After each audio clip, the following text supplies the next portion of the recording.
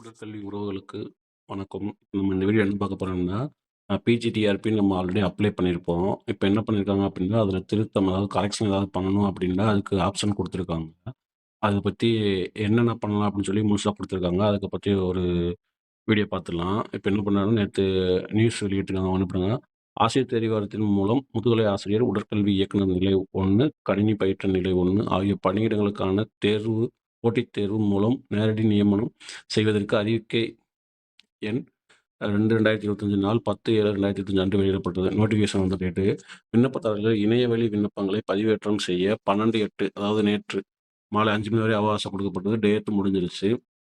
இந்நிலையில் விண்ணப்பதாரர்கள் தங்களது இணையவழி விண்ணப்பத்தில் திருத்தம் அதாவது எடிட் ஆப்ஷன் மேற்கொள்ள அவகாசம் வழங்க கோரியதின் அடிப்படையில் முதுகலை ஆசிரியர்கள் பணியிடத்தில் விண்ணப்பித்த கட்டணம் செலுத்தியவர்கள் தங்கள் விண்ணப்பத்தினை எடிட் ஆப்ஷன் அதாவது நம்ம இன்னைக்கு 13/8/2025 முதல் இன்னைக்கு இருந்து 13, 14, 15, 16 ஆகிய 4 நாள் இருக்கு. 4 நாள்ல நாள் அதாவது 13, 14, 15, 16 4 நாள் இருக்கு. 4 நாள் 16ஆம் தேதி மாலை 5 மணி வரை நம்மளுக்கு டைம் குடுத்துருக்காங்க. ஸோ, அந்த டயத்துல வந்துட்டு நம்ம என்ன பண்றோம் அப்படின்னா, நம்ம லாகின் உள்ள போயிட்டு நம்ம என்ன பண்ணலாம், நம்மளுக்கு தேவையான திருத்தங்கள் செஞ்சு கொள்ளலாம். அ மேலும் அதுக்காக வழிமுறைகள கைடன்ஸ் குடுத்துருக்காங்க.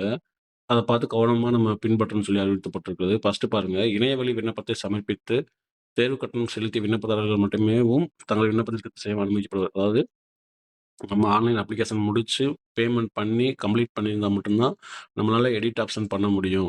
நம்ம இப்ப அப்ளை மட்டும் பண்ணியிருக்கோம், பேமெண்ட் பண்ணல அப்டின்னா, நம்ம அப்ளிகேஷனே ரிஜெக்ட் பண்ணிருவாங்க. நம்மளால எடிட் ஆப்ஷன் பண்ணி பண்ண முடியாது, அப்டின்னு சொல்லியிருக்காங்க. அடுத்து விண்ணப்பதாரர்கள் தங்களது விண்ணப்பங்களை திருத்தம் செய்து புதுப்பித்தவுடன் கடைசி பக்கத்தில் உள்ள சமர்ப்பி பொத்தானை அழுத்தி விண்ணப்பத்தில் செய்யப்பட்ட மாற்றங்களை உறுதி செய்ய வேண்டும்.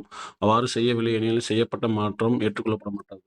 என்ன சொல்லியிருக்காங்க அப்படின்னா, நம்ம இப்ப எடிட் ஆப்ஷன் உள்ள போயிட்டோம். நம்மளுக்கு தேவையான கரெக்ஷன்லாம் பண்ணிட்டோம். கடைசியில வந்துட்டு என்ன பண்ணணும்னா, சப்மிட்டன் அப்படின்ற ஒரு பட்டன் கிளிக் பண்ணா மட்டும் தான், நம்ம செஞ்சத வந்து அக்செப்ட் பண்ணிக்கிருவாங்கன்னு சொல்லியிருக்காங்க. அப்படி இல்ல அப்படின்னா, நம்ம ஆல்ரெடி குடுத்ததவே தான் அவங்க என்ன பண்ணுவாங்க அப்படின்னா, ஆ எடுத்துக்குவோம் அப்படின்ற மாரி சொல்லியிருக்காங்க. அப்புறம் பாருங்க, கடைசியாக உள்ள சமர்ப்பி ஃபைனல் சப்மிட் பொத்தானை அழுத்தி உறுதி செய்யவில்லை எனில், அன்னாரின் விண்ணப்ப கணக்கில் எடுத்துக்கொள்ளப்பட மாட்டாது. முந்தைய விவரங்களை இது பாருங்க. அதத்தான் ஃபைனல் சப்மிஷன் குடுத்தா மட்டும் தான், நம்ம இருக்க கரெக்ஷன் பண்ணத எடுத்துக்கிடுவாங்க. இல்ல அப்டின்னா, பழசு நம்ம பே பண்றதுக்கு முன்னாடி அப்ளை பண்ணத எடுத்துக்கணும்னு சொல்லியிருக்காங்க. விண்ணப்பதாரர்கள் மாற்றங்கள் செய்து விண்ணப்பத்தினை சமர்ப்பித்த பின் வேறு எந்த மாற்றமும் ஏற்றுக்கொள்ள இயலாது. அதாவது நம்ம ஆல்ரெடி இப்ப எடிட் ஆப்ஷன் போயிட்டு ஒரு தடவ எல்லாமே கரெக்ஷன் பண்ணிட்டு நம்ம மறுபடியும் ஃபைனல் சப்மிட் குடுத்துட்டோம் அப்டின்னா, இன்னும் 3 நாள் இதுக்கு டேட் இருக்கு. அப்ப இன்னைக்கு பண்ணி முடிச்சுட்டோம். சரி, நாளைக்கு ஒரு கரெக்ஷன் பண்ணலாம் அப்டின்னு சொல்லி மறுபடியும் லாகின் பண்ணி கரெக்ஷன் பண்ணோம் அப்டின்னா, அது கரெக்ஷன் பண்ண முடியாது அப்டின்ற மாரி சொல்லியிருக்காங்க.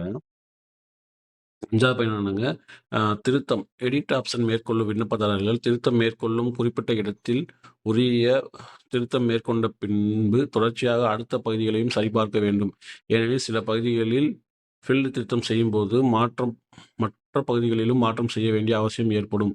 அதாவது இப்ப நம்ம கம்யூனிட்டி ஏதாவது மாறி குடுத்தோம் அப்டின்னா, இப்ப தப்பா குடுத்து சேவ் பண்ணியிருக்கோம். மறுபடியும் சேஞ்ச் பண்ணி குடுக்குறோம் அப்டின்னா, நம்மளுக்கு என்னன்னா பேமெண்ட் கரெக்ஷன் வந்துட்டு பேமெண்ட்டும் அதிகமாகறதுக்கான வாய்ப்பு இருக்கு.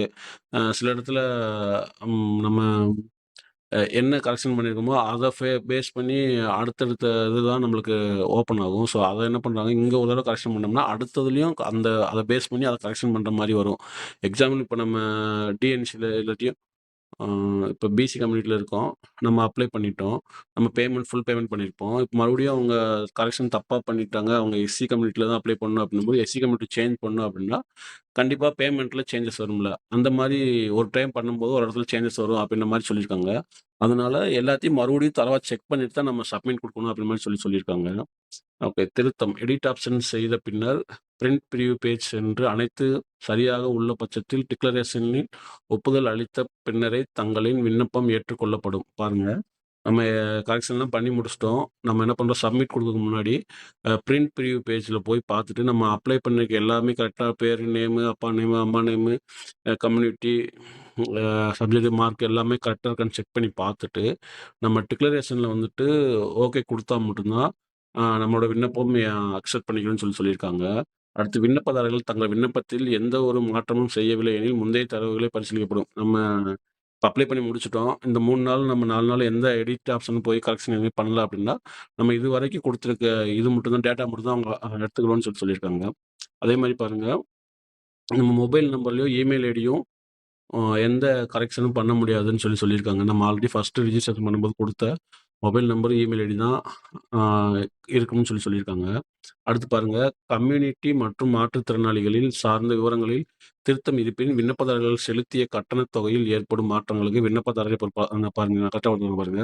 இப்ப நம்ம கம்யூனிட்டி மாத்தி குடுத்துருந்தோம் அப்டின்னா, ஒண்ணு ஃபீஸ் வேரியேஷன் ஆகும். அதேமாரி கோட்டா பிடபிள்யூ கோட்டா மாத்தி குடுத்துருந்தாலும், அதுக்கும் வேரியேஷன் ஆகும். ஸோ, அதுல ஏதாவது சேஞ்சஸ் பண்ணணும் அப்டின்னா, அதுக்கு ஏற்படக்கூடிய அமௌண்ட் வேரியேஷன வந்துட்டு நம்ம தான் பொறுப்பாகணும். அப்டின்ற மாரி சொல்லியிருக்காங்க.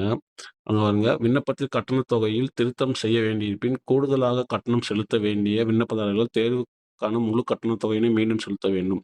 இப்ப நம்ம மாத்தி வேற ஒரு கம்யூனிட்டில அப்ளை பண்ணிட்டோம். அது வந்து பாதி அமௌண்ட் தான் பே பண்ற மாரி இருந்திருக்கும். மறுபடியும் சேஞ்ச் பண்ணி வேற கம்யூனிட்டி குடுத்துருக்கோம் அப்டின்னா, நம்மளுக்கு அமௌண்ட் வந்துட்டு அதிகமாகும்ல. இப்ப நான் ஆல்ரெடி ஒரு அமௌண்ட் பே பண்ணியிருக்கேன். இப்ப இந்த எனக்கு பாதி அமௌண்ட்ட கழிச்சுட்டு மீதி அமௌண்ட்ட மட்டும் பே பண்ணலாம் அப்டின்லாம் சொல்ல முடியாது. இப்ப என்ன ரோஸ்டர்ல நீங்க அப்ளை பண்றீங்களோ, அந்த ரோஸ்டருக்கு என்ன அமௌண்ட்டோ மறுபடியும் அந்த ஃபுல் அமௌண்ட் செலுத்தணும். ஆல்ரெடி நம்ம பே பண்ணியிருக்க அமௌண்ட்ட வந்து கணக்குல எடுத்துக்க மாட்டேன்னு சொல்லியிருக்காங்க. அடுத்து விண்ணப்ப கட்டணத் தொகையில் திருத்தம் செய்யும்போது குறைவான கட்டணம் செலுத்த வேண்டியிருப்பின், விண்ணப்பதாரர்கள் ஏற்கனவே செலுத்திய கட்டணத்தின் மீதி தொகை திருப்பி வழங்கப்பட மாட்டது. இப்ப நம்ம சேம் அதே தான். எக்ஸ்ட்ரா பே பண்ணியிருக்கோம். வேற கம்யூனிட்டி சேஞ்ச் பண்ணும்போது அமௌண்ட் நம்ம பிடபிள்யூடி சேஞ்ச் பண்றோம். அமௌண்ட் வந்து நம்மளுக்கு கம்மியாகுது. அப்ப என்ன பண்றாங்க, நம்ம ஆல்ரெடி நான் அதிகமா பே பண்ணியிருக்கேன். எனக்கு மீதி தொகைய குடுங்க அப்படின்னு சொன்னாலும், அவங்க அதெல்லாம் கணக்குல எடுத்துக்க மாட்டாங்க. தரமாட்டேன்னு சொல்லிட்டாங்க. மேலும் இனிவரும் காலங்களில் திருத்தம் தொடர்பாக எவ்வித கோரிக்கைகளும் பரிசீலனை செய்யப்பட மாட்டாது என தெரிவிக்கப்படுகிறது. அதாவது இந்த 4 நாளுக்குள்ள எடிட் ஆப்ஷன் பண்ணி முடிச்சிரணும். அப்புறம் அதுக்கப்புறமும் எனக்கு இந்த மாரி இருக்கு, கரெக்ஷன் இருக்கு அப்படின்னு சொன்னீங்கன்னா, அந்த மாரி எடிட் ஆப்ஷன் குடுக்க மாட்டேன் அப்படின்னு சொல்லிட்டாங்க. Okay friends, thank you. ஆ இது புரிஞ்சிருக்கும்னு நெனைக்கிறேன். பார்த்து கரெக்ட்டா மெதுவா பண்ணுங்க. 4 நாள் இருக்கு. 1க்கு 2 டைம் முன்னாடி செக் பண்ணி பார்த்துட்டு, அப்புறம் சப்மிட் குடுங்க. இது வந்துட்டு நம்ம லைஃப்‌க்கான முக்கியமான தருணம். ஆம் அ அனைவரும் தேர்வில் வெற்றி பெற்று அரசு பணியில் உடற்கல்வி இயக்குனர்களாக அமர்வதற்கு எனது வாழ்த்துக்களை தெரிவித்துக் கொண்டு விடைபெறுகிறேன். நன்றி.